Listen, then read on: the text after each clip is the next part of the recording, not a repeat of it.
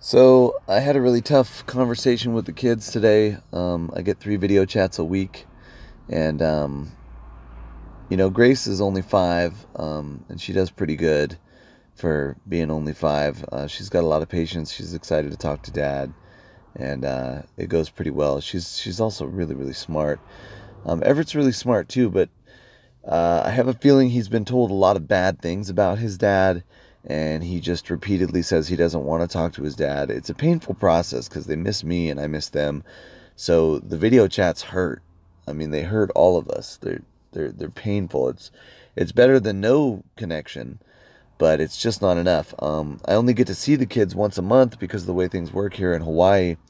There's a giant waiting list to get to see your kids because there's so many people here trying to get visitation of their kids, and the resources are just overrun, basically, because of how crazy the system is. I mean, anybody can get a restraining order against anybody for no reason at all, which is certainly my case. And so, but I wonder what it is I can do to encourage Everett to engage in the video chats with me.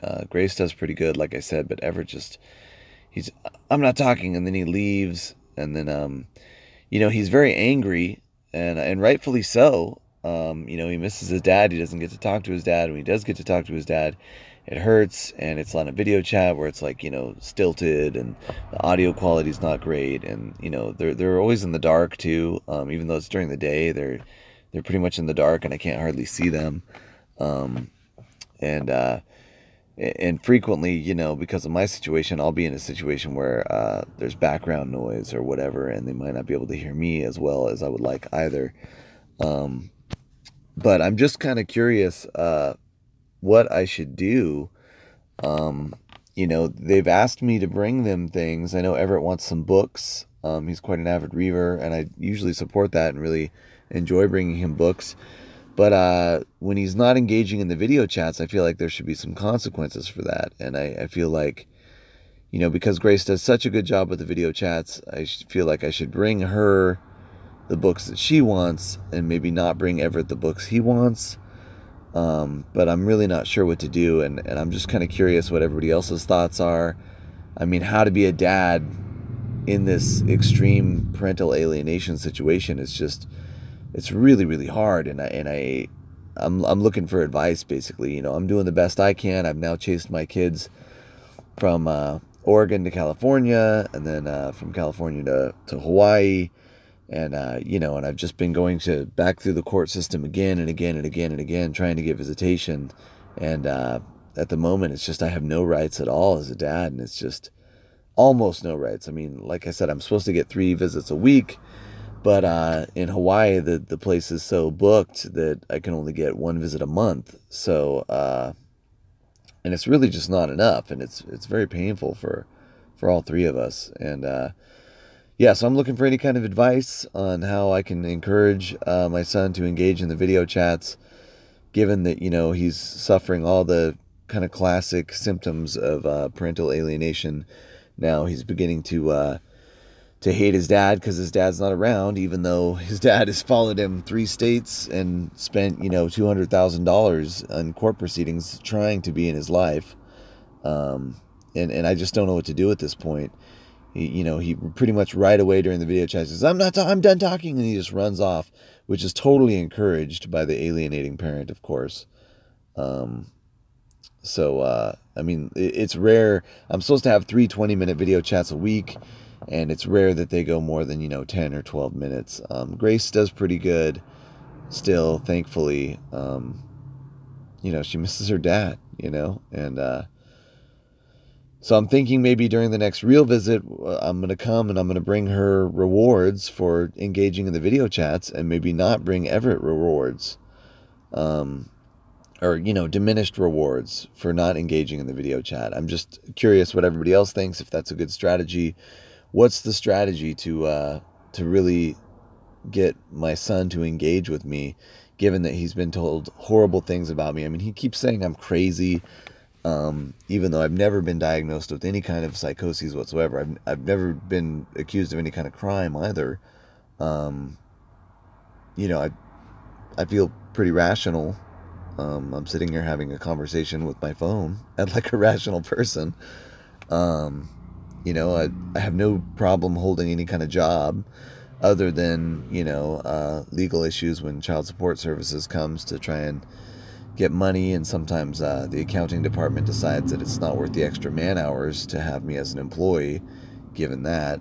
So I have been laid off from a couple of jobs for that, but I've never been laid off for anything that I've said or done with a client or a coworker or a boss or anything like that. So, I mean, I have no criminal record whatsoever. I don't even have a parking ticket, which is amazing because I'm in Honolulu and there's no parking here. It's a nightmare. It's I've been I've been fortunate and smart to not get a parking ticket here. But I don't know what to do to get Everett to engage with his dad on the video chats, and it really hurts. It really hurts me. It's really hurting him, and it ruins my whole day. It's like, when he doesn't want to talk to me during the video chat, it's like I don't, you know, my whole life seems pointless, honestly, and this is all being done, to me and to the children by by a third party who just is operating in such a heinously callous and cruel fashion. It's really unfathomable. But it's been going on for 2 years now, so at this point it's certainly not a surprise anymore. Anyway, I'm just looking for advice. The video chats go pretty well with Grace, and I do get to see them once a month in person, which is not enough, and I'm trying to get it to be more. I call the visitation place, call the supervisor, and try to get on the regular schedule all the time.